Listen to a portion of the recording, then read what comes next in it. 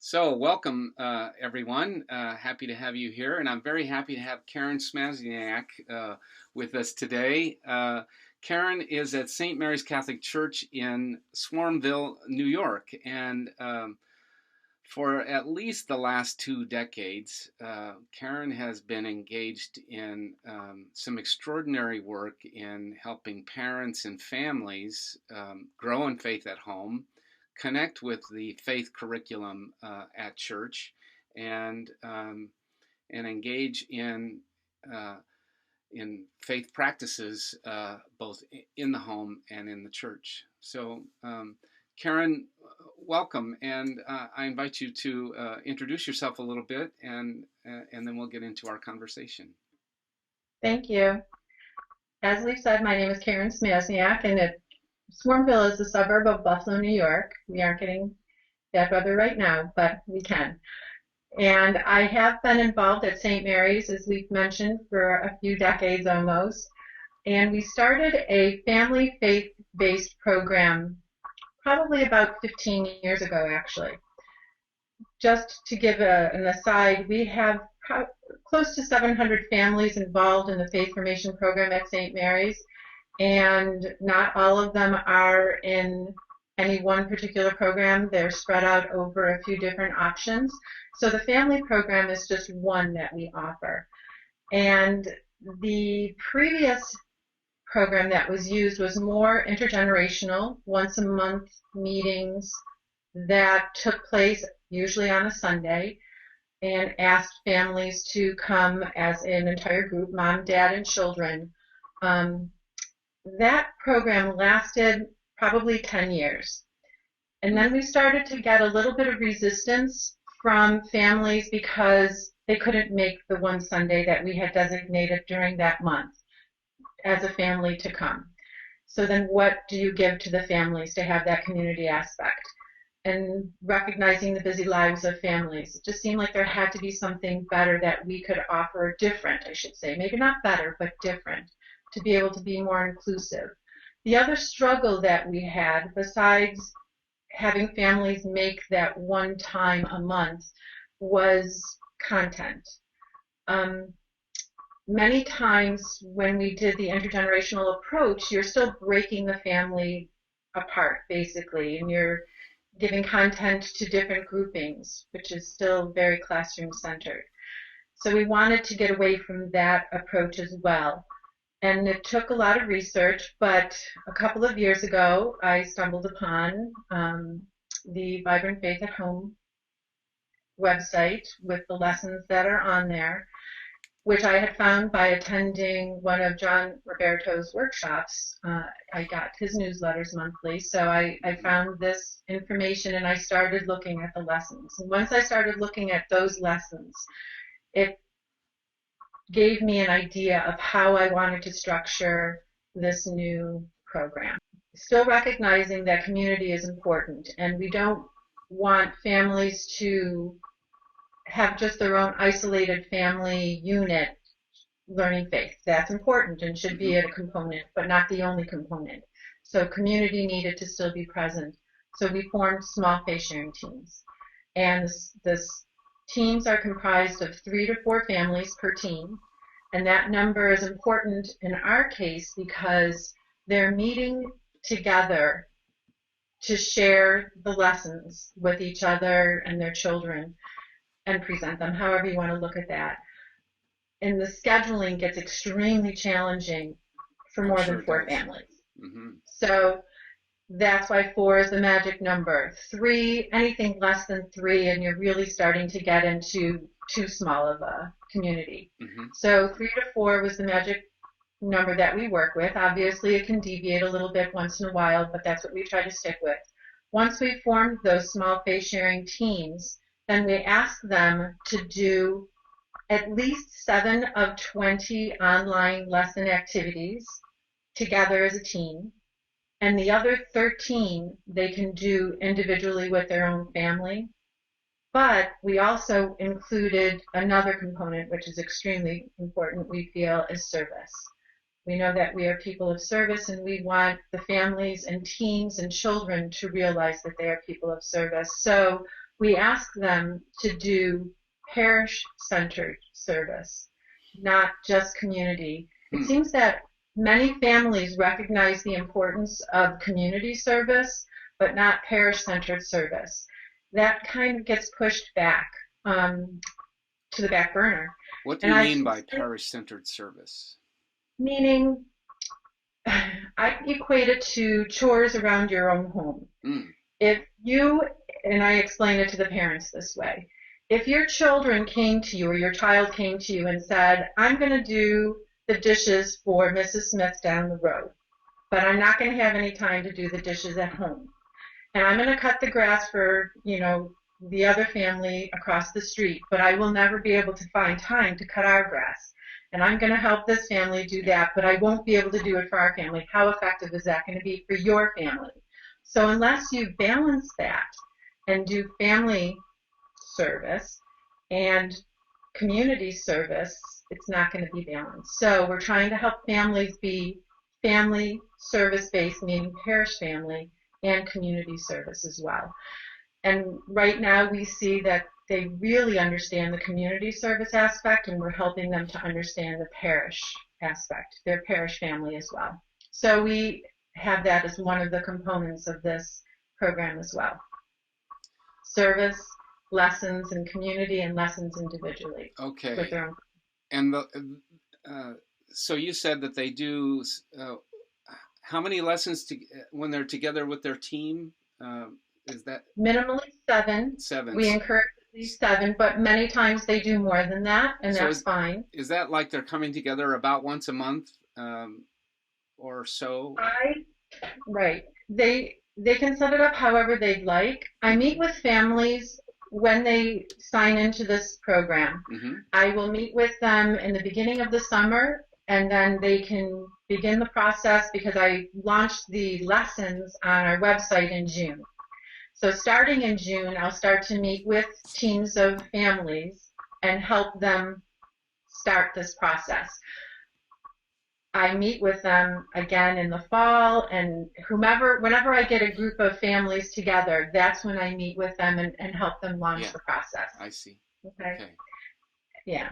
And then I give them resources to use, which is very important, and the online component is as simple as can be, and the lessons are very well done, so it makes my life easier in presenting them and encouraging them to use them. And then the service part. And the service for parish service is helping at Donut Socials, signing up to help at that, at the parish picnic, at any other parish event that a whole family can help at. There's lots of events that are adult-oriented, but we need the whole team or the whole family to be able to participate in the service. So cleaning up the pews after masses, we call it pew patrol. They can sign up to do that as well. So there's lots of things that they can sign up to do, and we have that on the website as well. They can sign up for their parish service right there. So they are, the website becomes the central place for them to figure out what's next, whether they're going to do some faith building just for themselves at home or with their team of the 3 other families or so, or engaged in service. Correct. What do you do to hold them accountable? I give them a checklist when they meet with me the first time, and we do a session of catechesis as well. It's adult catechesis because I'm only meeting with parents. And I give them a checklist, and it lists the 20 topics. When they've completed the lesson, they date when they've completed it. Whatever service they do, they just put down what it is. But I can monitor that as well online because this is the other part. When they sign on to, as you know, when they sign on to access their lessons, it asks them for their parish ID.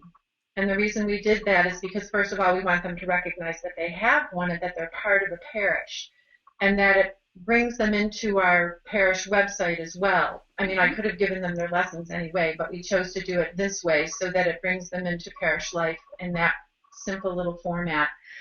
And once they log into their parish with their parish ID, I can see that they've done that. I see.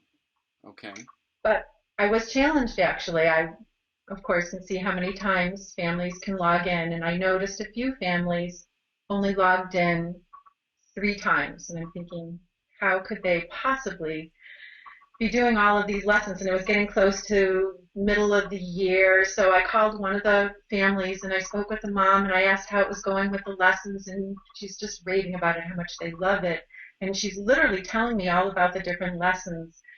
And I said, I'm just kind of curious how you're accessing the lessons. And she said, well, I decided, she is a teacher by trade, and she said, I printed them all out and I put a folder of all of the printed lessons for each family. And when we met the first time, I gave them their folder of lessons. And I also designated which lessons they were going to present when we got together as a team. And I mean, she was very organized. Yes, that's incredible. So I was like, wow, okay, there's another way of getting the lessons out without logging in. You can So just yeah, print them so out. she went to the website, grabbed everything, printed it out, and created manuals, if you will, for every family in the team. Exactly. Yeah. Which is extremely time consuming and expensive on her part, maybe, but for whatever reason, she felt that was a good idea, Yeah. and that's fine. I respect that. And it wasn't me who had to do it, it was her who Right. decided to do it, so it was good. Do you get well? What kind of response do you hear from parents about this process? I try to connect with them via email, unfortunately, and phone calls, I have to say, but I have how many teams? I have 31 teams this year, and Is I that right? think, yeah, I think about 120 families are participating in this program right now.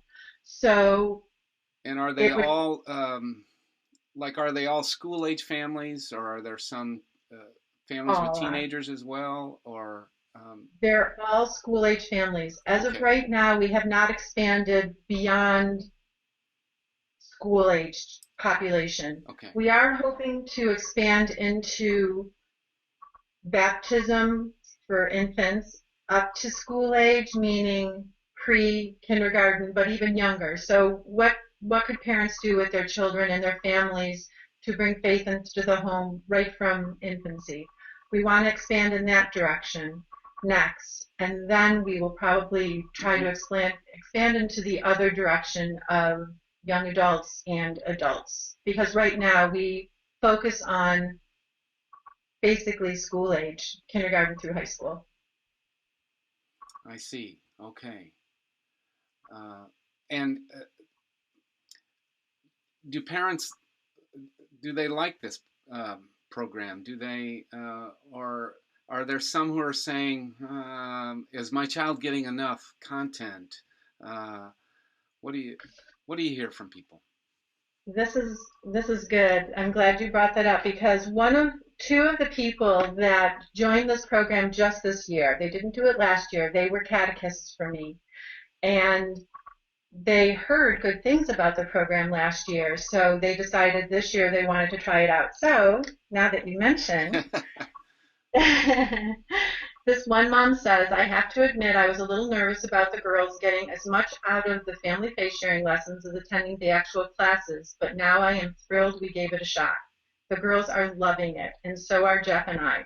And we even have the baby involved. We did most of our group lessons over the summer, but we enjoyed it so much we are planning to do several more together. The website is really easy to use, which is nice, and the kids love the family time, and it's really nice to be able to do it at our leisure. I love the sessions and really enjoyed teaching too, but we are expecting another baby in February. I know, we are crazy. And this pregnancy has not been easy, and Jeff is still traveling like crazy, so having one less place to run during the week is great. Hmm. And then he just thanks for the opportunity. Um, and that's what I hear over and over. And the one thing that I hear, and it's moms who are responding to when I ask for feedback or both positive and negative, it's moms who respond to me. And many times they say, it's so nice to have the dads being involved in Yeah, because they're there. right. And the dads are not always practicing the faith previously with their family because they kind of took a back seat. Not all, but the ones that of the moms who responded. And there are three dads, two other testimonies that I received that the moms were so happy because it's bringing the dad into faith Mm, life as well, hmm. which is wonderful because it just is. We want it Yeah. to be a Oh, family. yeah, that's terrific. Yeah. So we've been, I mean, I'm sure there's negative out there, but unusually, I usually get a lot of feedback whenever there's something that people don't like. Um, Yes. but as opposed to getting this time, I'm not getting the negative and I'm only getting the positive. So it's kind of refreshing to get that. It's really nice. Karen, what would be one key piece of advice that you would give to a church leader who might want to do something similar in their church? Whether something you would avoid next time if you had it to do over, or something you did right early on that made this program sing the way it does. Wow. Um, it has so many different pieces to it, but don't let this format be what needs to happen in your parish. Customize it. Hmm. Don't think that it has to be online because it doesn't. Many small parishes, or maybe there are many parishes that don't have an IT person that can work with um, the person who's putting together lessons in the program itself. That's okay. You can customize it as this mom demonstrated to me. You could print it out. You could give access to lessons Hmm. and use this different resources as well. I guess the advice is I think it's key to have community, small faith sharing communities. I think big is difficult personally, Yes. um, but and having service, community service, prayer, all of that together is important. That's really helpful. Karen, I so wish that everyone who views this video could chime in with their comments and their questions, because I can just hear them wanting to know some of the specifics. But before we end our video, I want to bring up on screen, you won't be able to see this, but I'm putting up the St. Mary's Family Faith Sharing page just for people to look at. And Mm-hmm.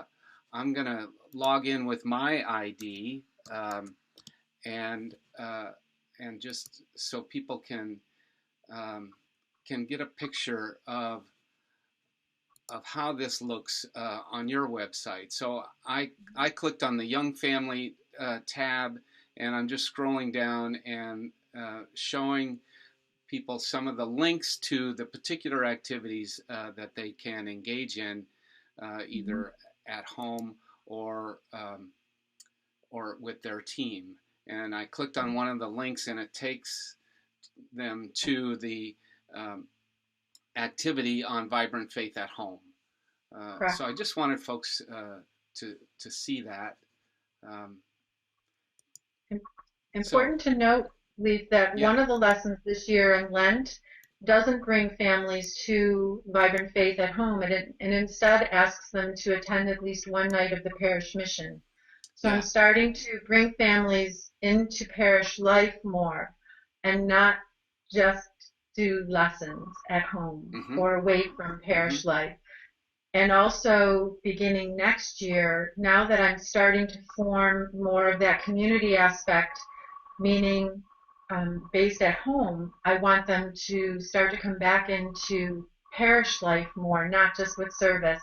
So we're going to offer a family faith sharing meeting room starting next year. And I'm going to encourage them to use that meeting room for their team lessons when they meet together as a team. And I'm going to start to encourage them to come to other events that are going to be offered, Yeah, at least great. seasonally. Okay. So offering some dedicated space on campus for them to meet if they want to do that, Mhm. and encourage that some of their lessons, if you will, are to participate in parish community programs and events. I like that notion of integrating faith formation through this model with the rest of parish life. That just makes a whole lot of sense. Mm-hmm. Karen, any last comments? Any last thoughts that you want to share? I love the Vibrant Faith at Home lessons, as I've told you several Yeah. times. It's a unique approach to bringing faith into the home, and that is so key. And the way that they're designed is wonderful. So I hope that if nothing else, people can just tie into those and not be discouraged about it having to be a textbook or a workbook type format, because it doesn't. It doesn't have to be that way. Right. So thank you, Lee. And you've certainly demonstrated that it doesn't have to be a textbook classroom approach to faith formation. And you know, we started our conversation around this notion of intergenerational faith formation. And even though you moved away from a whole community intergenerational approach, really what you are doing is really infused intergenerational. And absolutely. It's just taking it from the big picture, which was very difficult, at least in our case, because we would get 60 to 100 people coming to each month's event. And it's just difficult to engage and have everybody feel as if their time is well spent, I guess. Yeah.